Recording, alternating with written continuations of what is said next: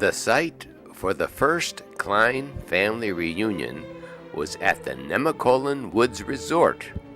This beautiful setting happens to be very near the Monongahela River Valley, where the KLEIN family settled in those small industrial towns of Brownsville, Charleroi, Monessen, and Donora.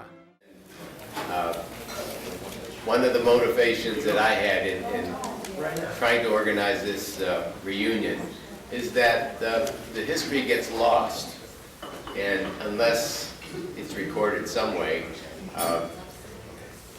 people just don't remember, and we really would not have the advantage of knowing where our roots were. But while we're still here, we older cousins are going to try to share with you some of the stuff that we remember. First and most of all, I want to thank David, Louise, Jody, Tim for the great job you've all done. As you know, being from Pittsburgh, the old pirate theme song was "We Are Family." So let's continue.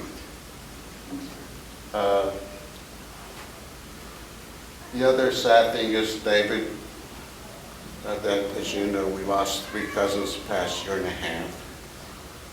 And you don't have to name them, and we have a couple that are not well.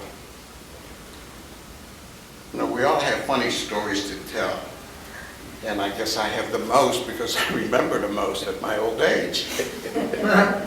First of all, with Uncle Jake and Aunt Frieda and Aunt Helen, when we came to this country in April of 1939, we were picked up at the ship in a car that had 3 people, Aunt Frieda, Aunt Helen, and a driver. And there were 4 of us with luggage. I mean, they didn't have a trailer in a car. They had rope tied all around. That's right. The trunk was so stuffed with luggage, and most of all, we kept kosher.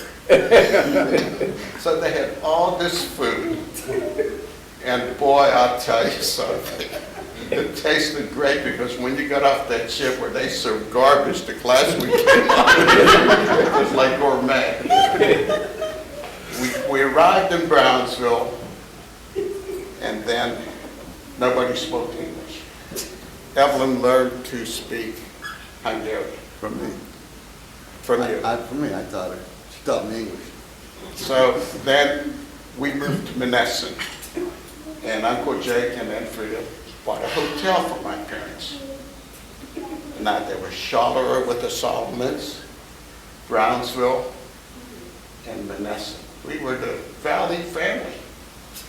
So now Uncle Jake always bought bargains. And I'll tell you, you look like a piker lunch. So what happened was, Uncle Jake would come to Monessen, and we knew that he was coming. Uncle Jake had a habit of buying chicken from the AMP in Brownsville. Now, the refrigeration wasn't that good, so when you drive in the summer from Brownsville to Monessen, my mother would say, "I think Jake is coming." So he arrives with the chicken. My mother had the garlic ready to take this stuff.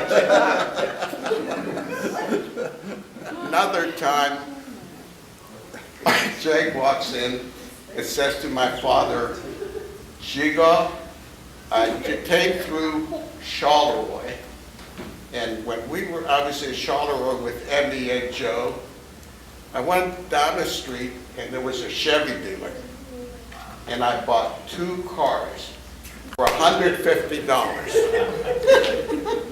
My father says to Jake, "Jake, I don't drive. I don't have a license." Jake, stop right there for a second.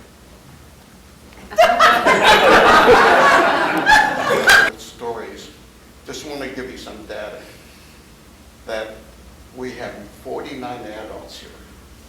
his family, 9 children. I think it's fantastic. And I want to congratulate all the people that participated in the show. But most of all, I'm glad that my cousins spoke before me, because when Marty came up here, told those jokes, I was going to say, that's a hard act to follow.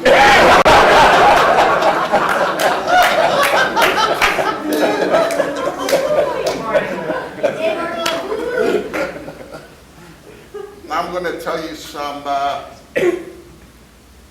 stories about my cousins. Cousin David just reported that he's retired.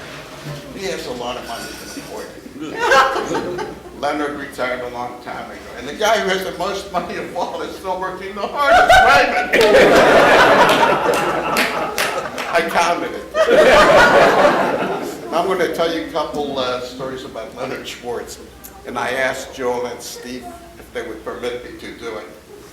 He tells me a story when he went to Pitt as a football player. Marshall Goldberg, who was an All-American, was there. And he said it was great, except towards the end when they weren't winning, what had to be where he was getting $40 a month, which was a lot of money. And he was paid $10 a week. He says 1 week went by, 2 weeks went by, 3 weeks went by. Finally, the 4th week, he says some guy meets him in a dark alley and hands him an envelope. Comes back to Brownsville and he says to Aunt Frieda, I'm not going back to school. Why? He says, I'm not going back. I don't like it. So one of the and he didn't go back. One of the coaches come in to Brownsville, says, you haven't been in class all week. He says, I quit school. Well, you know, you're our star, we recruited you.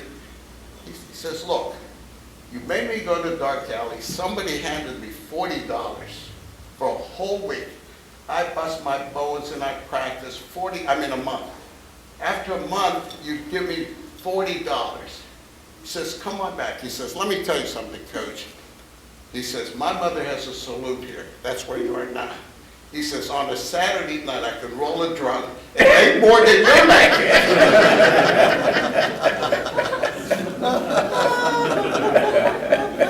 I have to check my notes because my memory's bad.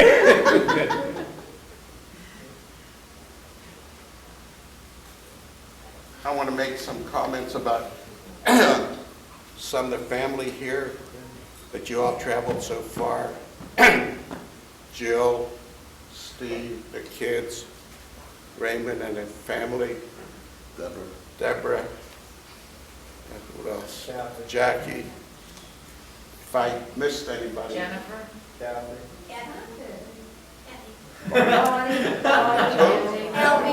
Bonnie. Bonnie. Who else? Elby. Brandon. Anybody here from Brownsville? Brandon's here from Phoenix. Phoenix.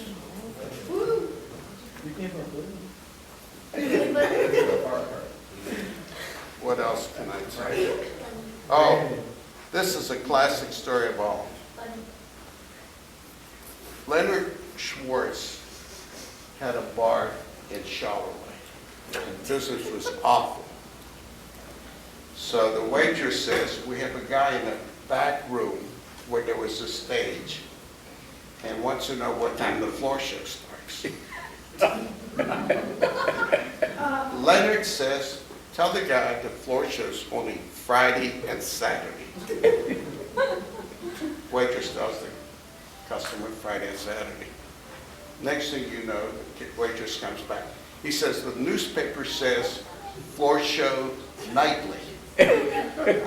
This is a Tuesday night. In those days, a short beer was a nickel, and a big beer was a dime. Waitress says, he doesn't care what you say, he wants to see a floor show.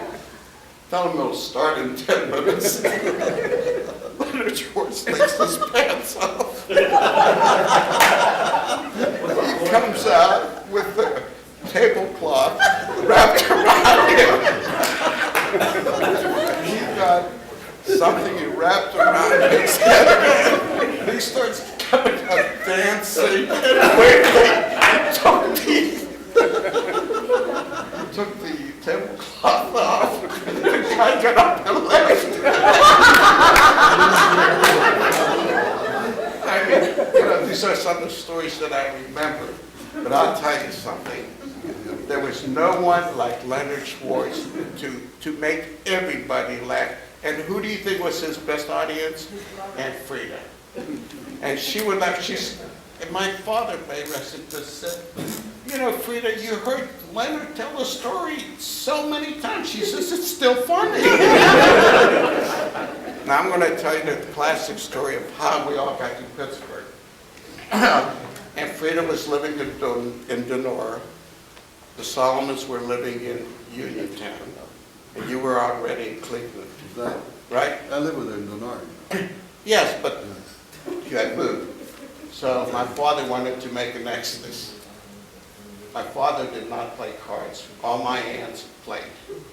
So he saw them on a Saturday afternoon. He says, Monday morning, Frieda, I'm going to pick you up and we're going to go to Pittsburgh. What time are you going to be here? She go, 9 o'clock. And he left. He walks into Aunt Frieda's upstairs, and the same people in the same seats are still playing cards. Now, you know, when you really start listening to some of these stories, if you would have known the players, you younger people, you would have really appreciated. Now, Bonnie, Howard, Marty, I'm going to tell you a classic story. My late brother marries Florine Kelman. Mrs. Kelman was one of the participants of the card games. My brother and Florine eloped to get married. Florine calls her mother at the card game. She's in a card game. And whoever answered the phone at Aunt Frieda says, Fanny, the call's for you. She gets on the phone. She says, oh, that's wonderful. I raised. Oh, wonderful. I called. Oh, wonderful. Oh, yeah? So when you coming home? So, you know, women says, what are you so happy about? She says, Florine and Andy just got married.